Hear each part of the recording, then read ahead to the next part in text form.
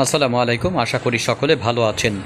ঘটনাটি যদি আরও কয়েক বছর আগে ঘটত, বিশেষ করে 2023 সালের পূর্বে ঘটলে একটি ব্রেকিং নিউজ হিসেবে পৃথিবীর বুকে বড় ধরনের একটি আকর্ষণীয় সংবাদ হিসেবে আত্মপ্রকাশ করতে পারত।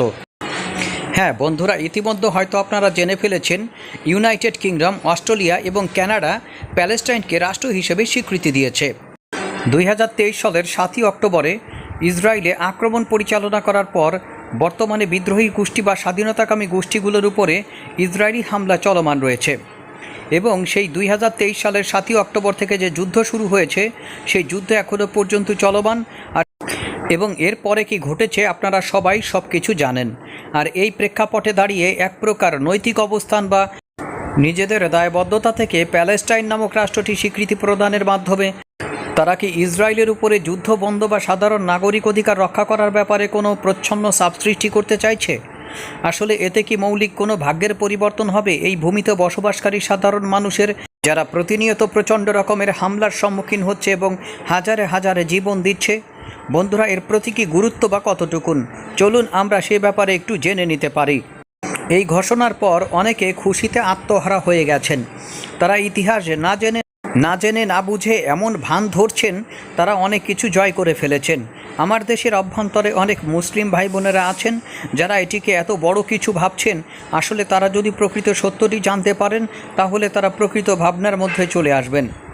বন্ধুরা, হ্যাঁ, ইউনাইটেড কিংডম, অস্ট্রেলিয়া এবং কানাডা প্যালেস্টাইনকে রাষ্ট্র হিসেবে স্বীকৃতি দিয়েছে মূলত বর্তমান ইসরায়েলের ব্যবহারের উপরে। বন্ধুরা, তারা এটি নিশ্চিত করতে চায় ইসরায়েলি বর্তমানে যে ম্যাসাকার পরিস্থিতি সৃষ্টি করেছে প্যালেস্টাইনের অভ্যন্তরে, সেটির প্রতি তাদের বর্তমান মনোভাব এবং অনাস্থা প্রকাশের মাধ্যমেই ছিল এমন ধরনের একটি সিদ্ধান্ত ঘোষণা। যেটি শোনা যাচ্ছে তা হচ্ছে ফ্রান্স সহ আরও কয়েকটি দেশ কয়েকদিনের মধ্যে এই ধরনের নিজেদের স্বীকৃতির অবস্থান জানাতে পারে, অর্থাৎ প্যালেস্টাইনকে তারা রাষ্ট্র হিসেবেই স্বীকৃতি দিতে পারে।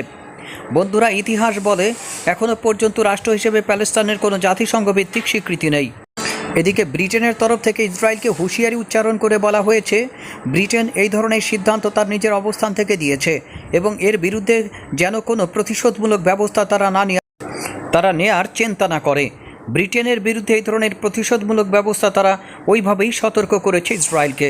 বন্ধুরা, ব্যাপারটি এমন, বেলফোর ঘোষণার মাধ্যমে ইসরায়েল রাষ্ট্র প্রতিষ্ঠিত হয়। যুক্তরাজ্যের সাবেক পররাষ্ট্রমন্ত্রী ডেভিড ল্যামি জুলাইয়ের জাতিসংঘে এক ভাষণে বলেছিলেন, দ্বিরাষ্ট্র সমাধানের সমর্থনে ব্রিটেন একটি বিশেষ দায়বদ্ধতা অনুভব করে। সে সময় তিনি 1917 সালের বেলফোর সনদের উল্লেখ করেন।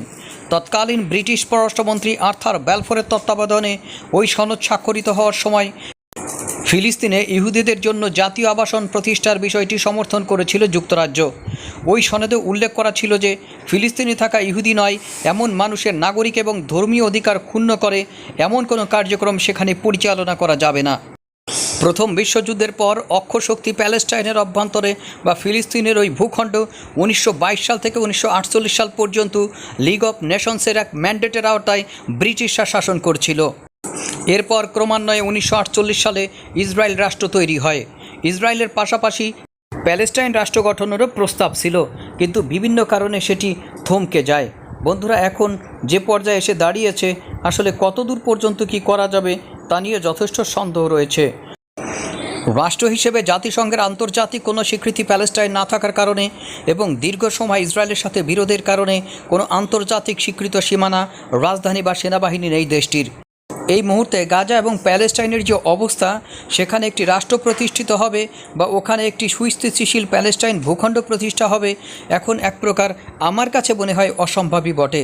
তারপরেও এই পরিস্থিতিতে ফিলিস্তিনকে স্বীকৃতি দেওয়া অনেকটা প্রতীকী মনে হচ্ছে। বন্ধুরা, এটি একটি সাহসী পদক্ষেপ হতে পারে। ভবিষ্যতে যদি সামগ্রিক অবস্থার বা পট পরিবর্তন হয়, এই স্বীকৃতি কাজে লাগতে পারে। বিশ্বের বৃহত্তম এবং শক্তিশালী রাষ্ট্রগুলোর স্বীকৃতি অবশ্যই তাদেরকে নৈতিক মনোবল যোগাবে। বন্ধুরা, নৈতিক এবং রাজনৈতিক বিবেচনা করলে এটি বেশ শক্ত পদক্ষেপ, কিন্তু বাস্তবতা হলো এই সিদ্ধান্তে প্যালেস্টাইনের পরিস্থিতির খুব একটা পরিবর্তন হবে বলে মনে হয় না।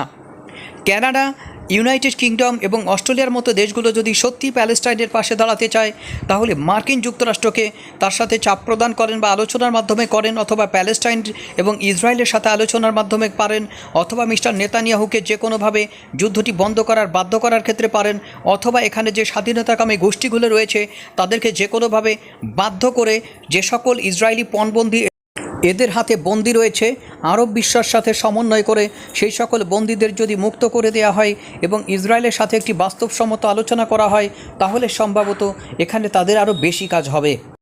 নিগৃহীত এই হামলার শিকার মানুষগুলোর পাশে দাঁড়ানো এখন মানবিক দায়িত্ব বিশ্বের। তাই সকলের উচিত এই ধরনের প্রতীকী পদক্ষেপ যতটা গ্রহণ করা যায় সেটা তারা করলো, কিন্তু এর বাইরে বাস্তবসম্মত সহায়তা করা এবং যুদ্ধবন্ধের ক্ষেত্রে এই সকল আন্তর্জাতিক বিশ্ব এবং বিশেষ করে মধ্যপ্রাচ্যের প্রভাবশালী মুসলিম দেশগুলোর উচিত একটি সমন্বিত চাপ প্রয়োগের মাধ্যমে মার্কিন যুক্তরাষ্ট্র এবং ইসরায়েলকে রাজি করা, আর এখানকার স্বাধীনতাকামীর গোষ্ঠীকে উচিত রাজি করানো যে কোনোভাবে সাধারণ ইসরায়েলিদের ফেরত দেওয়া। তাহলেই এখানে একটি আপাতত শান্তির সুবাতাস বইতে পারে। আশা করি আপনারা পুরো ব্যাপারটি বুঝতে পেরেছেন। ধন্যবাদ।